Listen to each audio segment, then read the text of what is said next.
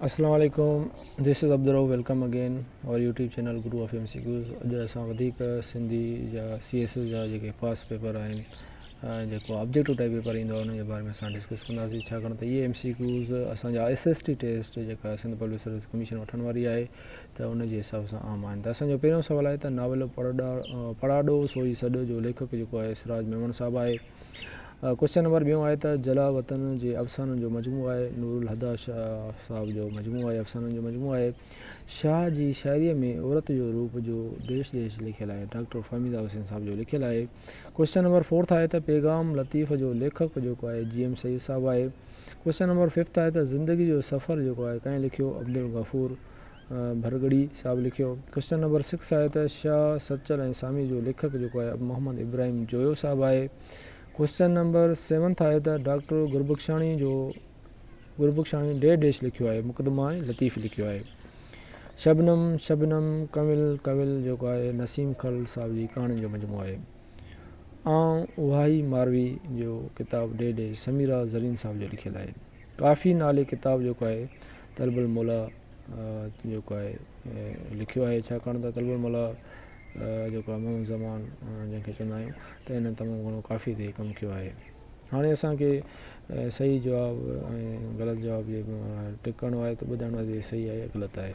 Question number असांजो 11 आहे त बयानुल आरिफ़ीन लतुफ़ुल्ला क़ादरी जो रिसालो आहे, इहो बिल्कुलु ग़लति आहे। मुक़दमत सलात अबुल हसन ठठवी साहब जो लिखियलु आहे, बिल्कुलु सही आहे ऑप्शन। हवान जी आधार ते फहमीदा हुसैन जो सफ़रनामो आहे, बिल्कुलु सही आहे। नेठि घुमी ॻाल्हायो, इहो नाविल जेको आहे नसीम खल जो लिखियलु आहे, बिल्कुलु ग़लति आहे। इहो नाविल जेको आहे अमर जलील साहब जो लिखियलु आहे। मोहन जो दड़ो जेको आहे नाविल आगा सलीम साहब जो लिखियलु आहे, बिल्कुलु ग़लति आहे इहो सवालु। भुनर बरे आकाश जो लेखक जेको आहे शेख हयात आहे, बिल्कुलु सही आहे। अंदर जनी उन जेको आहे अफ़साननि जो मजमू आहे, बिल्कुलु ग़लति आहे। सिंधी ॿोली जो पिणु बुनियादु जेको आहे डॉक्टर नबी बख्श बलोच साहब जो लिखियलु आहे, न बल्कि इहो ग़ुलाम अली अलाना साहब जो लिखियलु आहे। वेरियूं जेको आहे हमीद सिंधीअ जी कहाणी जो मजमू आहे, बिल्कुलु सही आहे। शराए लतीफ़ जो मुर्तब रशीद अहमद लाशारी साहबु आहे, बिल्कुलु सही आहे ऑप्शन। पेपर 2009 CSS सिंधी असां हिन जे बारे में डिस्कस कंदासीं।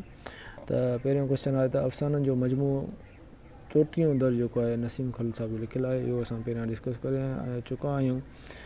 त इहे मोस्टली इम्पॉर्टेंट MCQs आहिनि फॉर SST टेस्ट जे लाइ ऐं फॉर जेके सब्जेक्ट स्पेशलिस्ट सिंधी जेके सिंध पब्लिक सर्विस कमीशन जेका टेस्ट वठंदी आहे उनजे हिसाब सां इहे अहम क्वेश्चन आहिनि, त हिनजे करे असां इहे डिस्कस था कयूं।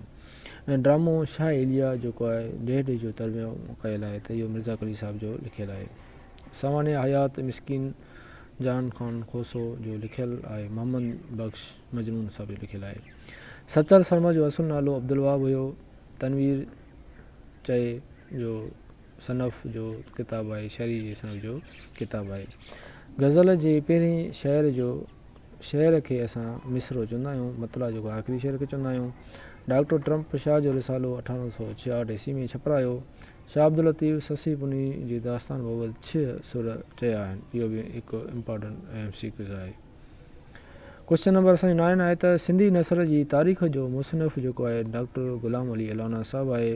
क्वेश्चन नंबर 10 आहे त सचल सरमस जो सिंधी कलाम डेढ़ जो मुर्तब कयल आहे, उस्मान अली अंसारी साहब जो लिखियलु आहे। हाणे असां सही ऐं ग़लति जवाबनि जे बारे में ॿुधाईंदा त इहो सही आहे या ग़लति आहे। त मिर्ज़ा कलील बेग जो लिखियलु पहिरियों असलूक नाविल ज़ीनत आहे, बिल्कुलु ग़लति आहे। इन जो पहिरियों हिकु नाविल हुयो दलाराम लिखियलु हुयो। जॾहिं मां न हूंदुसि डेढ़ जो मजमू आहे, अफ़साननि जो मजमू आहे, जॾहिं मां न हूंदुसि। रगियूं थियूं रबाब डेढ़ जी शाइरी जो मजमू आहे। क्वेश्चन नंबर असांजो ॿियों आहे 2010 जो पेपर जो, त इहो तनवीर अब्बास साहब जो मजमू आहे। क्वेश्चन नंबर असांजो 3 आहे त ॾठूं लोक अदब जी सनफ़ आहे, ॾठूं लोक अदब जी सनफ़ आहे। चोटियों चंड आकाश जेको आहे डेढ़ जी शाइरी जो मजमू आहे, त इहो शेर इमदाद साहब जी शाइरी जो मजमू आहे। क्वेश्चन नंबर असांजो 5 आहे त ड्रामे ऐं नावल में फ़नी फ़र्क़ु आहे। क्वेश्चन नंबर असांजो 6